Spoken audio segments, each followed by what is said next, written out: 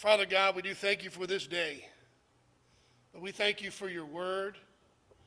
And we thank you for how your word is tied together so that we may know your will for our lives. We do pray this in Christ's name. Amen. Would you please be seated? Years ago, when I was in seminary, actually my very first week of seminary, a professor broke the news to us.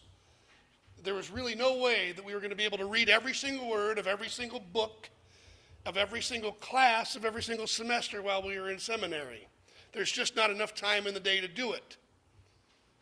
There's a minimum of probably 1,000 pages a month to read, maybe as many as 10,000 pages in a semester. So it's a pretty hefty thing. And I'm not a very fast reader, so I knew this was going to be a real problem for me. You guys see me struggling from time to time. The words jump around on the page on me a bunch. But that same professor also made a suggestion to me. She recommended that I get as many books as I could on audio format. And then I could listen to them while I was reading, and it would increase my comprehension. And she was right. I was able to remember things one time through that used to take me 3 times through, because I was hearing it and reading it at the same time.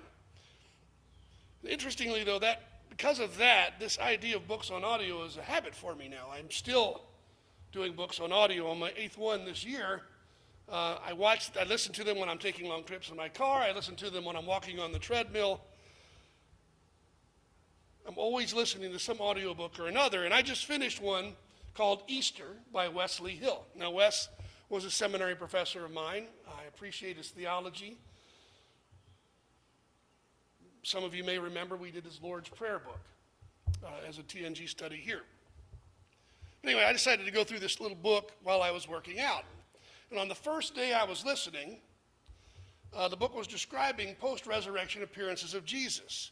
Now, those times when he met with his disciples and apostles prior to the ascension but after the resurrection. And I heard something that I'd never heard before, and I couldn't believe I hadn't heard it before. It really impacted me, so I began to really dig into it. The book referred to what we heard from the Gospel of John, chapter 22 this morning, the appearance of Jesus by the Sea of Galilee and the restoration of Peter, the apostle. And I'm pretty familiar with the way we look at this story and the way it often gets preached. In John 18, Peter denies Jesus 3 times in the courtyard of the high priest. So here Jesus mirrors those 3 times, asking Peter, "Do you love me?" while they're on the beach. So every time we read about the beach restoration, we're drawn to think about the courtyard denial, and vice versa. And we do that because the stories are linked. But it was in this little book about Easter where I realized just how linked they really were. And it's that linkage where I think we're going to find a message and application for us today. Now, the gospel scene we heard this morning is this. The apostles are waiting for Jesus to direct them as to what to do next. They're in Galilee. They're in Capernaum.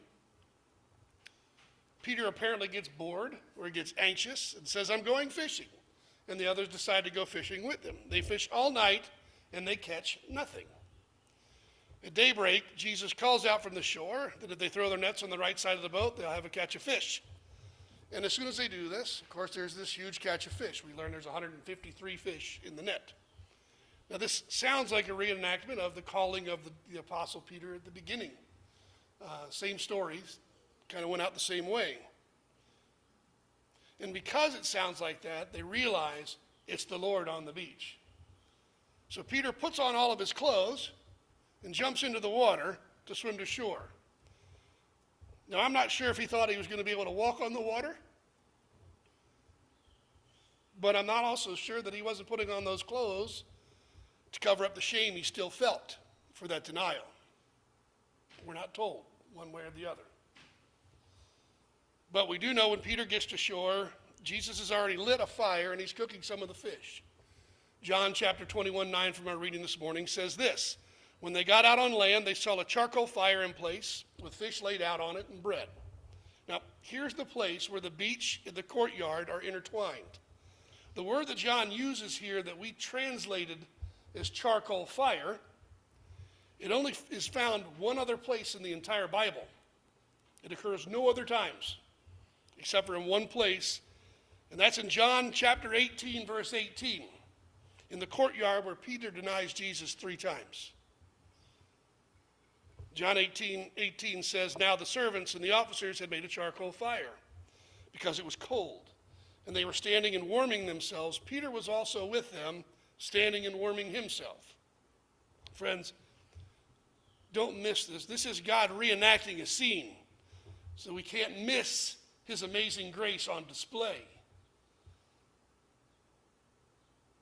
We know that Peter warmed himself by a charcoal fire as he denied Jesus. But now, Jesus provides another charcoal fire to warm Peter as he restores him.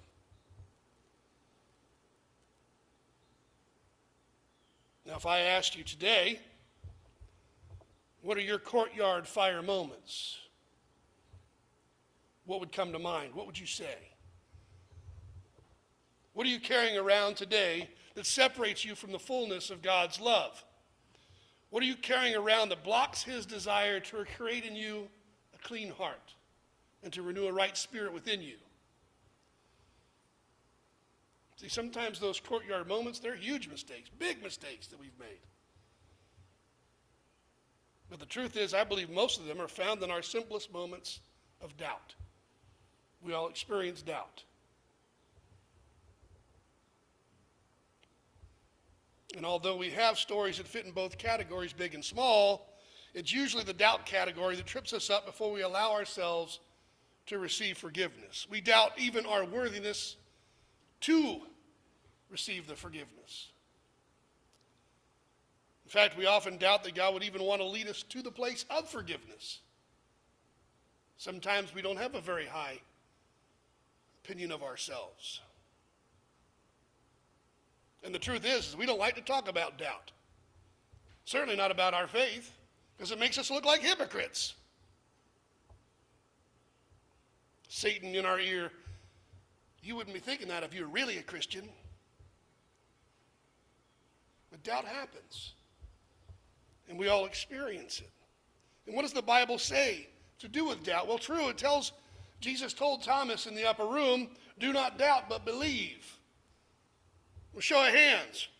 How many of you have the power to just simply change your doubt to belief? I don't. That power comes from the Holy Spirit and the Holy Spirit alone. And it's only through turning to the Holy Spirit where our doubt will our doubts be turned to belief. There's this scene in Matthew 28, that's the chapter with the Great Commission. But prior to the Great Commission in 28:17, there's a really important thing about this doubt. Right before Jesus gives them the Great Commission, the Bible tells us, and when they saw Jesus, they worshiped him, but some doubted. Now, the English falls short here, as it often does. This is not breaking the disciples into 2 groups. You doubters are over there, you worshipers are over here, and the 2 don't mix. No, the Greek here is talking about one group of people that are both worshipers and doubters.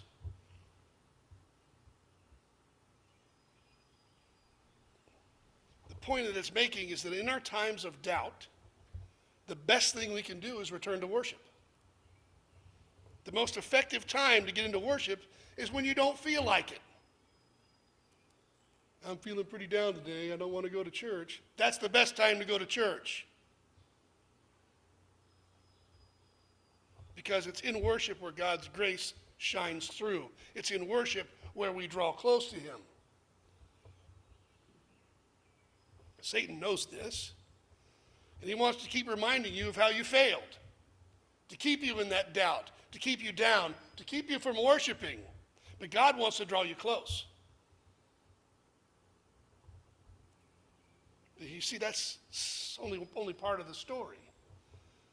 Because once we've recognized our courtyard failures, and once we've taken steps to eliminate doubt, God then does what? He leads us to the seaside fire for restoration. Now, at this point, I'm not sure what, if anything, God has brought to your mind about your life. Maybe you're only thinking about his forgiveness at this point and how he took you from where you were to what you are, and he's turning you into what you're going to be. That's a good place to be too. But I think, if we're being honest, most of us can remember a time when we were less than what God intended us to be. A time when we gave in to the world, the flesh, and the devil. Sins of omission that we neglected to do. Sins of commission where we did something that was unpleasing to God. Now, I've been awake for 3.5 hours. I've been pretty good today so far. But not perfect. I've had sins of omission, sins of commission today. The truth is, we came in here carrying all of those. Some big, some small. But we're all carrying things because we all fall into sin from time to time. That's where we need to start remembering the story of the prodigal. While that youngest son was away from the father, he was stuck in his own poor decisions, mired in his own filth. But the moment he came back to the father, he was fully restored. Put a robe on him, put a ring on his finger, put sandals on his feet, throw a big party. Peter wept bitterly after denying Jesus 3 times, the gospel tells us. And you can bet he was still carrying that shame when he swam to shore that morning. In fact, you can probably say that he climbed out of the water drenched in shame. But Jesus had the fire there. And he had Peter's restoration in mind as they came together. And I would submit that it wasn't just restoration. He had comfort and peace in mind. But Jesus asked him 3 times, Peter, do you love me? And Peter replies 3 times, Lord, I love you dearly.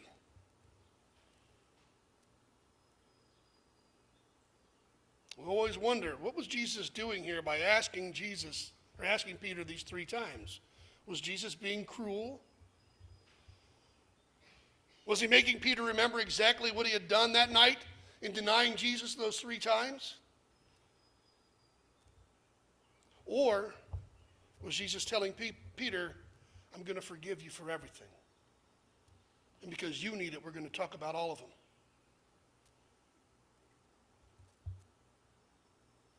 What do you do when the Lord brings something to mind from your past? Some place where you fell short. Do you confess it and bring it to the altar and leave it at the foot of the cross like we're told to do?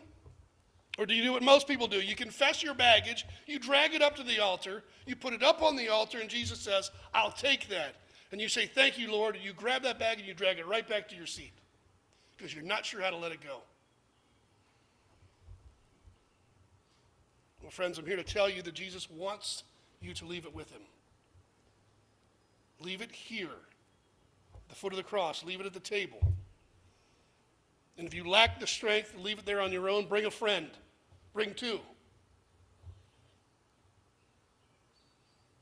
Because with prayer and worship, Jesus is going to lighten your burdens. Forgiveness is available. Restoration is here. Think about what I said a few minutes ago. It's often when we move through our doubts when God is moving strongest in our lives. So if you're a Christian suffering from some shame or unforgiveness today, Jesus has the fire waiting. If you're a prodigal, you've been losing yourself in the world, the flesh, and the devil, the fire's here. And if you've never called upon Christ as your Savior, Jesus stands waiting to bring you peace. Well, that's good news. But it's still not the end of the story. Truth is, if you can hear this message, it means that God's not through with you yet. Doesn't matter what lies in your past. It doesn't matter if you suffer from the terrible 2s. I'm too old. I'm too stubborn. I'm too broken. I'm too lost. Restoration lies right here at the cross waiting for you. Now, I said a few minutes ago that the word for charcoal fire only occurs twice in the Bible, and that's true. And that's true because a lot of the Bible was not written in Greek. It was written in Hebrew and Aramaic in the Old Testament. Sometime around the 1st century BC, 70 scholars got together. They translated the Old Testament Hebrew in Aramaic into Greek, and they put it up, they published a thing called the Septuagint, which means the 70.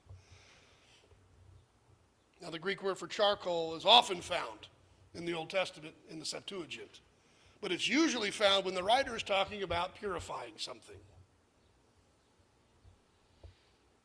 Now, I said restoration is available, and I said it's available because God's not done with you yet. In Isaiah 6, verses 5 through 8 from this morning's reading are going to show you what I mean.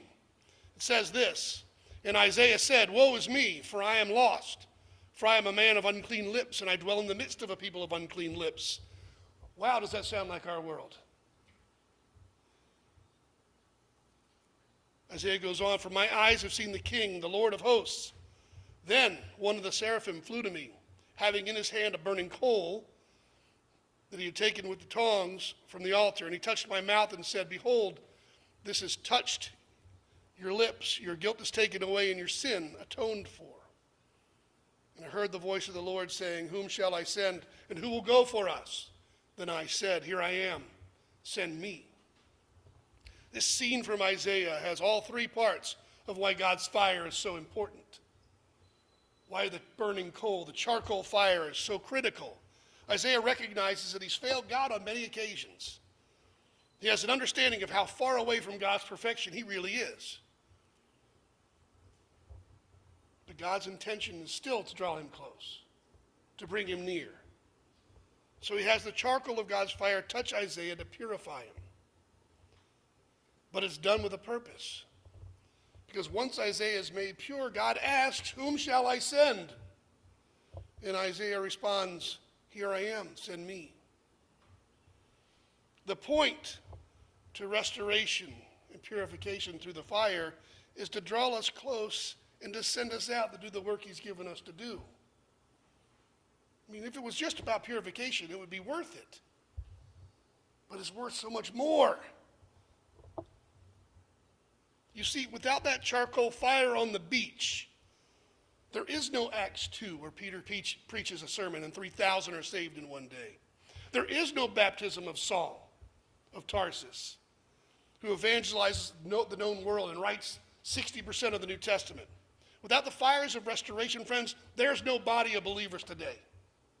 The church doesn't exist without restoration.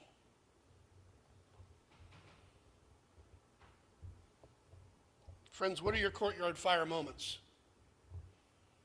What are you carrying around right now that God wants to burn away? Is it time to come forward and confess your sins?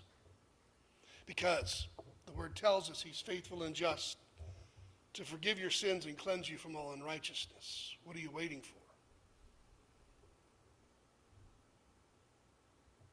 That's the message of salvation. And it's the pathway to being who God created you to be. Whom shall he send? Amen.